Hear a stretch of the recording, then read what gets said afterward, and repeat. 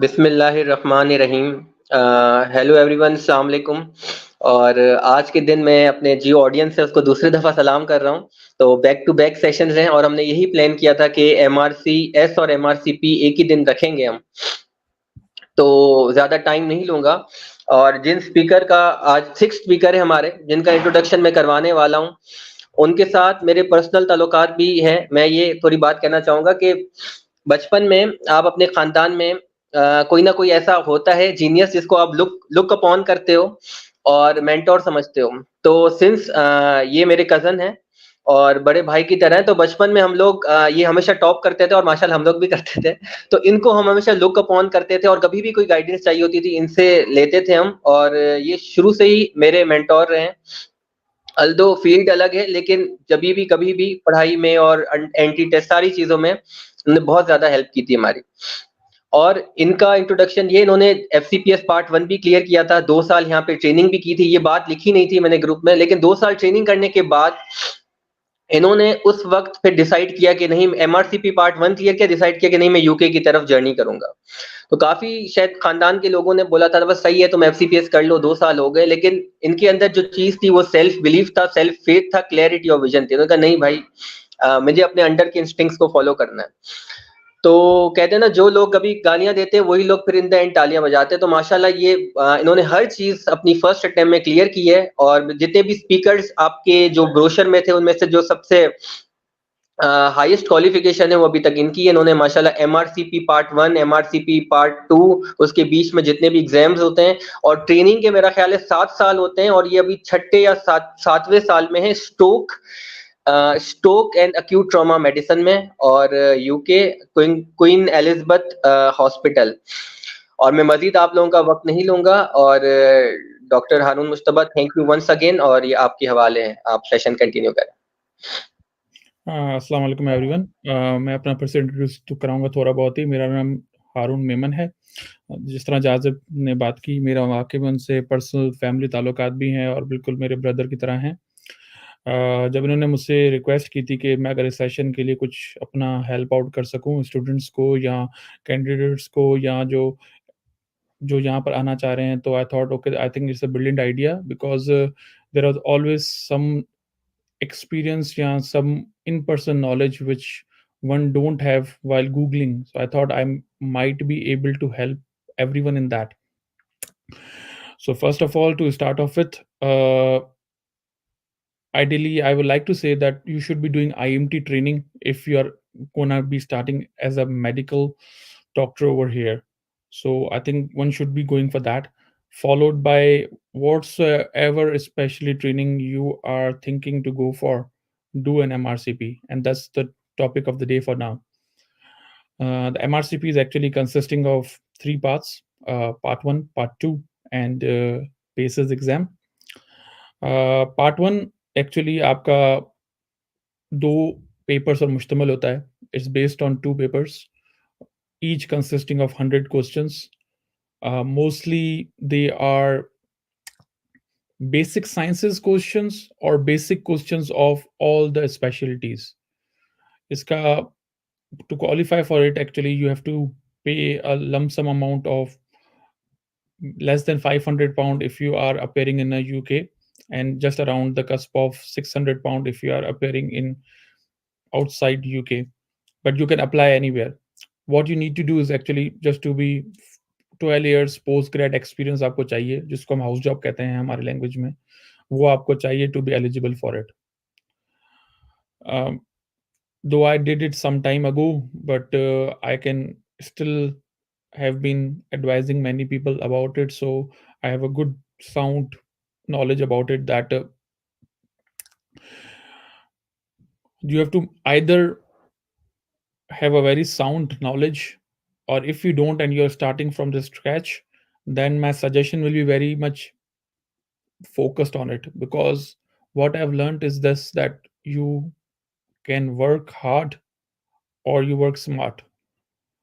And if you are working in UK, my only one suggestion to you will be work smart, not too hard, because that way you will be achieving multiple goals. Because back home, like in Pakistan, while I was FCPS trainee or house job, we finished work at 2 p.m. or 3 p.m. and get back home, study throughout the day, and that's it. But over here, you are working till 5, 6, come back, you have to do many course and everything. So just work smart, not too hard. That's my one very important advice to you.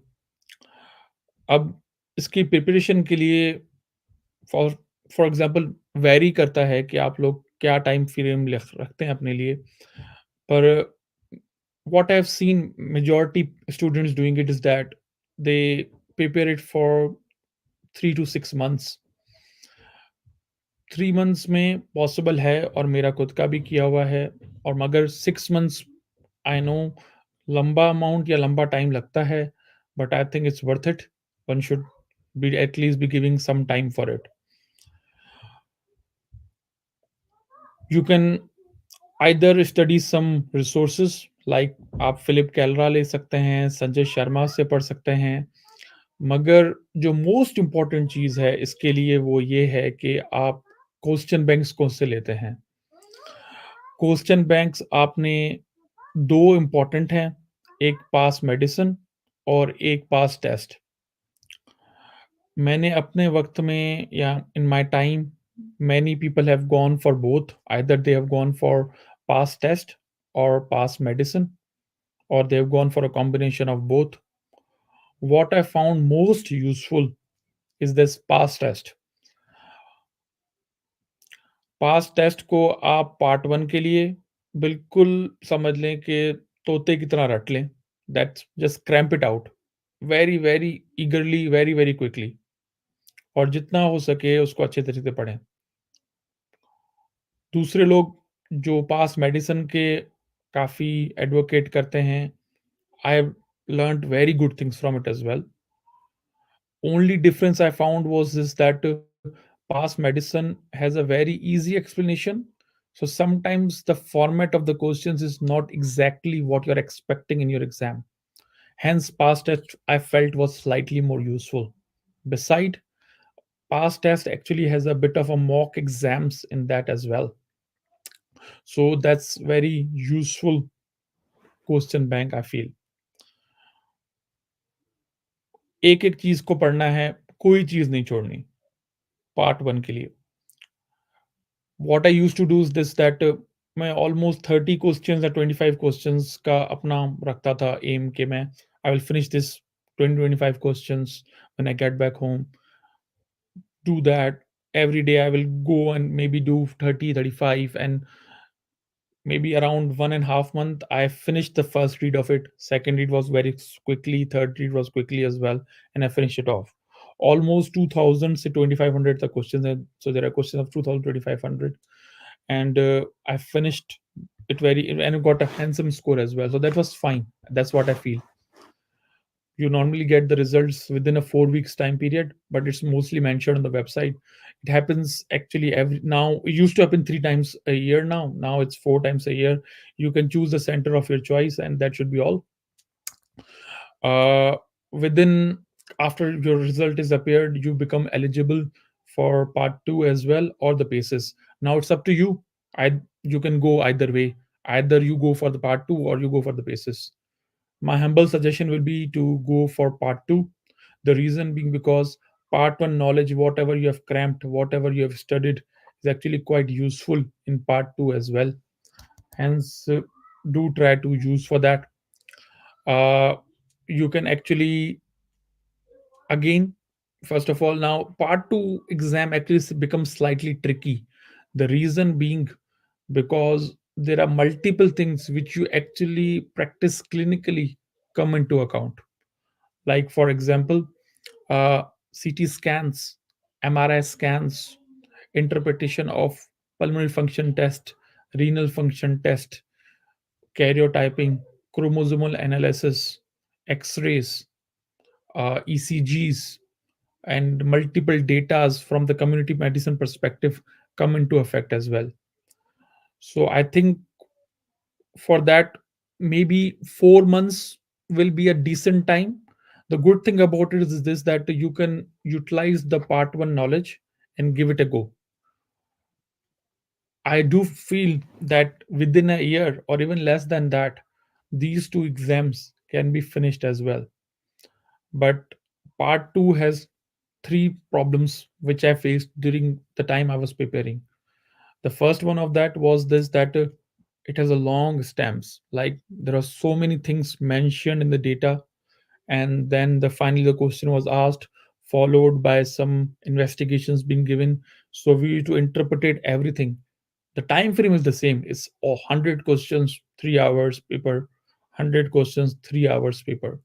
So you can see that same time period, complexity worsens or increases, and you have to operate in that time frame again. So extreme focused and concentration is required during the part 2 exam. You can't switch off for even a minute. That's the problem with part 2 exam. What I found useful was this, that extreme or excessive practice was required. Like I will be telling you some sources again for this. So again, the Q banks come into effect. Pass test and pass medicine and BMJ on examination as well is required for that. Let me be honest with you. I did not study all three, but what I've seen that many people had actually benefited by studying all three. Hence, what I would like to say is this, that you either study two or either study three. Don't study one only for part two. That's the problematic thing. What I found, the combination of past medicine and past stat very useful. I did utilized a time to study BMJ, but what I found was is that BMJ did not have a very good explanation. So I just discarded it after studying it for some time. Past medicine is the cheapest of all this. Hence, maybe past medicine may be useful as well. So it's okay. You can utilize that first, followed by past test. Past test has good explanation. The format is the more or less the same, and you can actually go through it very gradually, and hopefully you will do the trick. Past test actually has good mock exams as well, as in it's almost 9 to 12 mock exams, and they time you as well. Hence they make you prepared to go for the exam. सो मेरा suggestion होगा कि आप उसको उसके साथ साथ जरूर पढ़ते जाएं. Now there are few books which I would like to tell, which I utilize apart from the Q banks I've already told you. So for ECG interpretation, Mr. Hampton's 150 ECGs cases, very useful. No ECG will come out of it. All your ECG questions are actually solid questions. You can easily cram through it, easily understand it, easily pass those questions. Second, for the cases, there was Sarwar Hassan Hussain book called as 2000 cases. So that was very useful, and it just helped me. And most of the scans and MRIs of and the CT scans of the head, particularly as well as the abdomen and pelvis, were into it. So it just actually helped me. So I will suggest the same as well. Sanjay Sharma and Philip Kalra. I will say just pick one of these. Don't do both. It will just, you'll make yourself quite burdensome with that. I utilize Sanjay Sharma, hence I will say Sanjay Sharma is the better among the two, because it tells you, or it just interacts with your mind, that what sort of mindset you'll be going into. So just go with that. Okay. Fourth thing is actually other book than that is Stephen Hughes' book of interpretation of data. So it tells you about the pulmonary function, chromosome analysis, karyotyping, and other sort of how to interpret it, how to give the answer. Because the stem is so huge, is almost 13, 14 lines. And if you start from the very start of the question, it will take a good amount of time as well. My suggestion or a mini trick to you guys is this, that read the last part of the question, that what they wanted to ask. Either they're asking about the differential, either they're asking about the diagnosis, either they are asking about any particular investigation, or either they are asking you management plan, whatsoever it is. Just read that part first, and then quickly glance through the all the four or five options you have in that exam, and then read the later part of, because you do know by now that what you're looking for and what things you can rule in and out while you're reading the question. Good thing about part 1 and part 2 is this, that there is no negative marking, so you can apply all the 200 questions and that should be fine. Now, it's not like this that you get 50% marks and you're fine. Like, you are out of the 200 questions, you just assume that if you answer 100 or 110 correctly, you will score or you will pass. It's a scoring based on an equating system, which means that some questions have a difficulty level of 0, some question have difficulty level of 8, and that's how you will be measured, or that's how every question is marked accordingly. Like, for example, if 10 people have given the correct answer, it means that this question is very easy to go for and it will carry the least marks out of all. And if some questions, like out of the 10 people only 2 have answered correctly, it will have the highest marks out of all, like 8 for example. Hence, what I will like to say is this, that as the bare minimum, if you are like me, so what I used to do is this, that during my part 1 part 2, whatsoever questions I was super confident in, that that's definitely a correct answer है, ये तो मेरा जवाब गलत हो ही नहीं सकता, मैं उसको काउंट कर लेता था कि यार ये मेरा सवाल सही, जवाब बिल्कुल सही है। तो मेरे माइंडसेट में एग्जाम के टाइम पर अपेयर होने वक्त, या during the course of exam, I will say okay, let's say 144 is the question numbers I want to hit correctly. Though my seniors used to tell me 130, 135, but I used to give 10 grace, that so that I am the safest zone as possible, and that should will do the trick for you. So अगर आप 144 को भी नहीं रखते तो at least 140 को जरूर रखें, because below 140 you are in a bit of a gray zone, and below 130 it becomes a bit challenging, unless the questions which you have marked correctly are the high scoring system questions as well. Again, the scoring system varies, as in the passing mark varies. Part 1 has a slightly higher passing mark, part 2 has a lesser scoring mark, lesser passing mark, 442 and I think 582 or 584, something around that area. But don't be worried, believe me, part 1 you can easily ace through, provided you study and cram the question banks very correctly.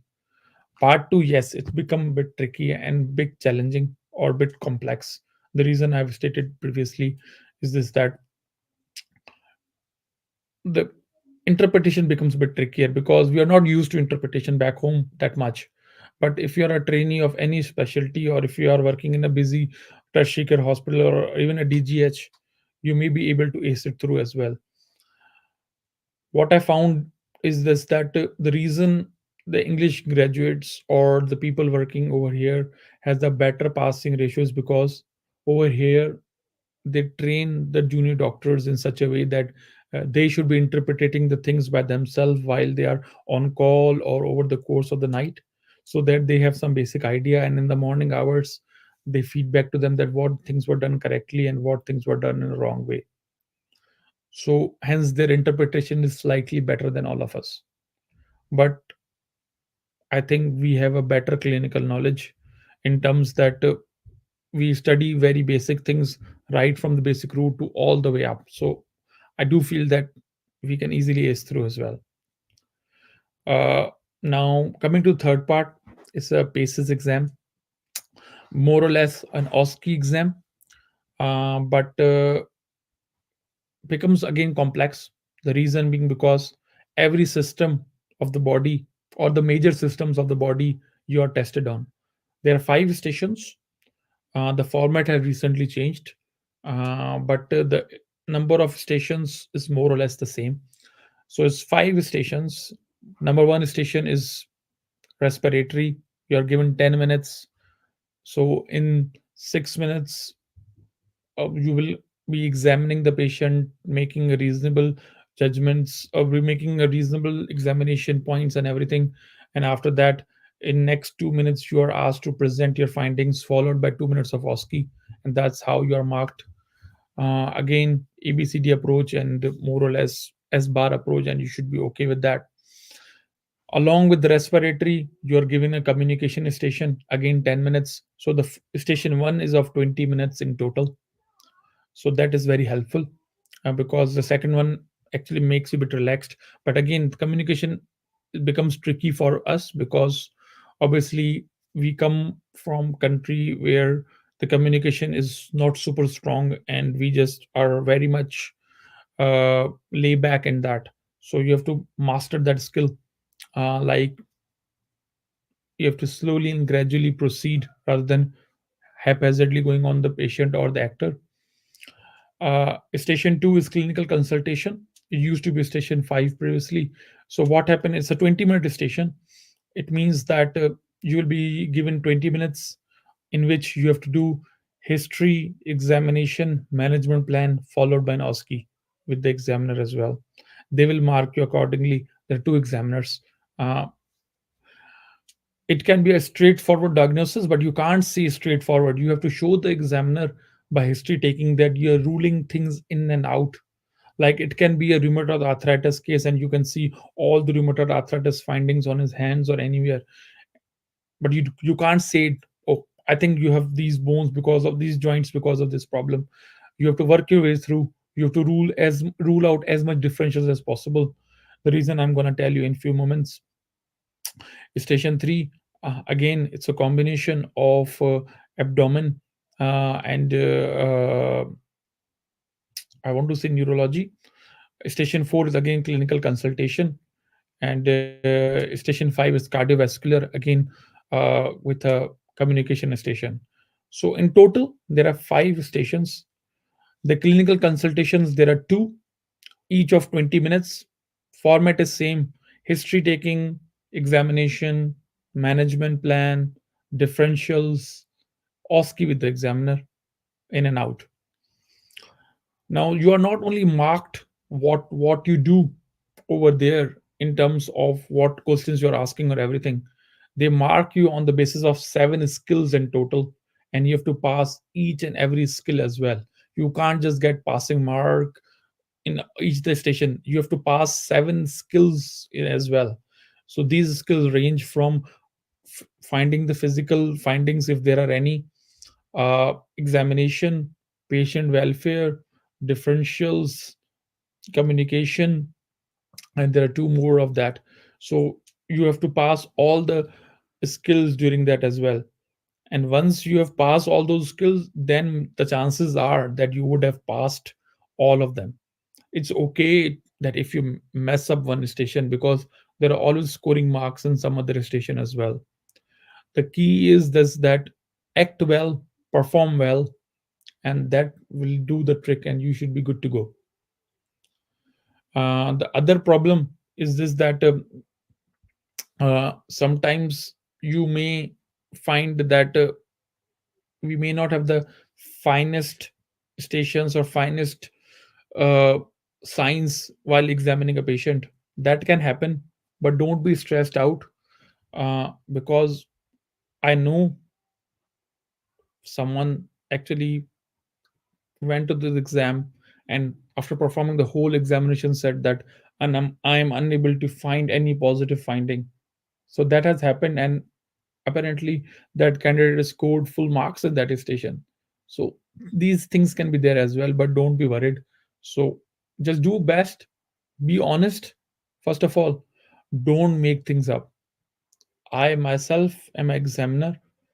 I can tell you that as examiner, we can sense it, that what, or if a candidate is making up things or not. Now there are some courses which something is some courses are UK based, some are somewhere else based. Like in Pakistan, there was a course fast paces, which many people, including me, found very useful. It normally happens in Lahore, so that one can attend that. The other in UK are Ealing course, very useful 2 day course, paces ahead, very nice course of 4 days. And there are some very good courses in Egypt as well, so that can be found as well. So maybe doing those courses can be useful unless you have a very sound knowledge of what's going on. uh, Very expensive though, so just keep that in mind. The doctors who are working in UK can claim those courses from their study budget, so it should be okay. uh, but very expensive. So I would like to say that make a group of 2 or 4 people while you're if you're a candidate of paces, and then just practice, practice, practice, and if needed, just go for one course, and hopefully that will be all you need.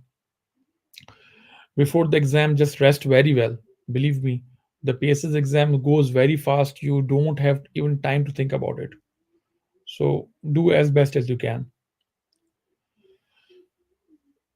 I'm happy to take any questions regarding any of this exam, or I'm a acute and stroke trainee myself. If there is anything I can help, I'm always happy to answer that.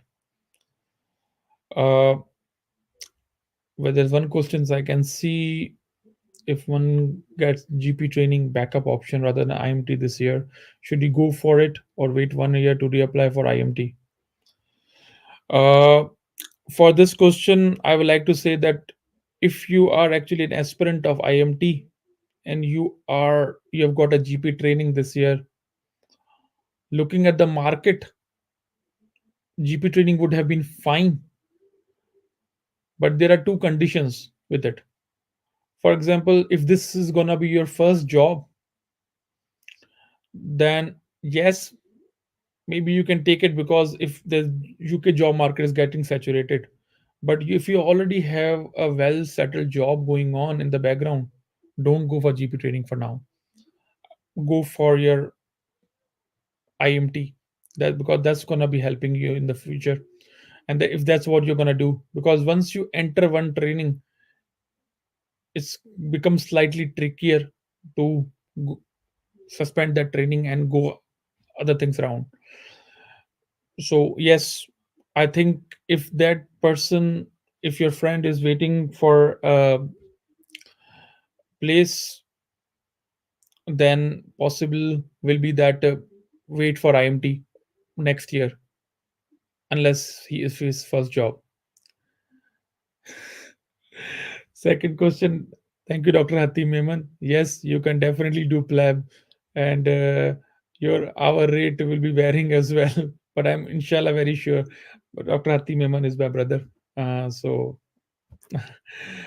so I'm pretty sure he's actually the most eldest brother of my all brothers. So I'm really happy with him, and I'm pretty sure he will be the best doctor ever. Another question. Hello, doctor. I hope you are fine. I've done lab but unable to land a job. So, planning to go for part one. Which resources would you suggest and how to prepare effectively? So, Mr. Varis, I think if you have a sound knowledge, let's me be clear. Question bank will be fine. Just do the two Q banks, pass medicine or pass test. Now it's up to you what you want to prefer, but I would like to emphasize pass test is better because of the explanation. Pass medicine is better because of the way the explanations are a bit told to you in an easier way. So either you can do pass medicine first and then you hop on to the pass test, or if you think your knowledge is a bit better, then do pass test and do the mock exams after it, and you should be fine. Philip Kelra or Pseudo Medicos, it's one of the absolute books By saying the word absolute, I mean to say that they have not updated the published another edition of it, but it's actually very helpful because it actually has all the explanations written in such a way that we can easily understand uh, each bit and bout of it. So I think that will be the answer for it. Again, Haris, I am actually bit of a guy who don't like London. The reason are threefold. First of all, the life expenditure over there is extremely expensive, so it's very difficult. Though you do get the London cap rate or London pay, but in spite of that, it's, I won't say it's very good for me, at least.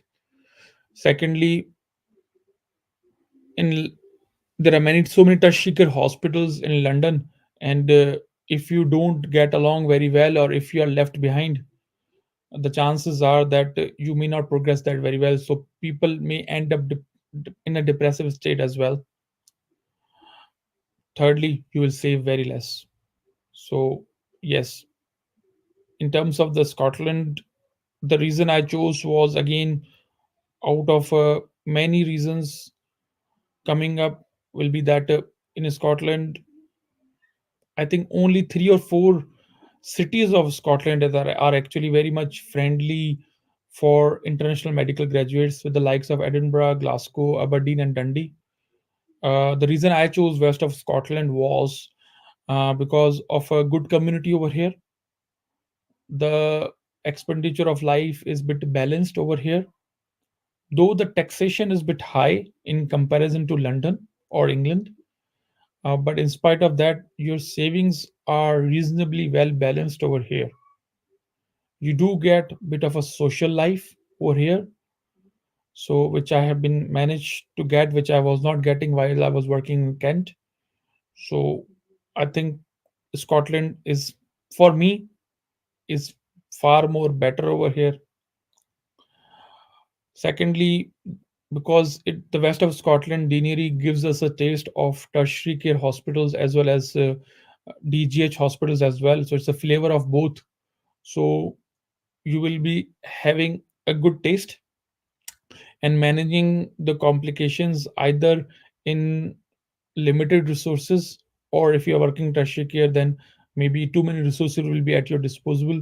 So you will be having, or you can manage in both situations. So if I were to give an option to choose between Scotland and England or Wales, though I've not worked in Wales, but I think I will be choosing Scotland again, only if Edinburgh or Glasgow was the option for me. So these two cities. Um, Baki, if there's any more questions, obviously I will always be available and at your disposal. Uh, how to get into specialty training, or how to do things in terms of getting maximum marks with in paces or everything. There are few tips, there are few questions or few cases in paces, like with respiratory, there are 5 or 6 cases which are quite common. Like you may get interstitial fibrosis, you might get bronchiectasis, COPD, asthma, or rheumatoid arthritis complication to interstitial fibrosis. So these are 4 or 5 things are quite common. So just have a good read about these or prepare for them before you appear exam, and hopefully that should do the trick for you guys. Baki, I don't think MRCP is as hard as it used to be. I do have a feeling that with so much resources available at our disposal, we can actually easily manage the questions now very well. But again, my advice is work smart, not hard. That's it.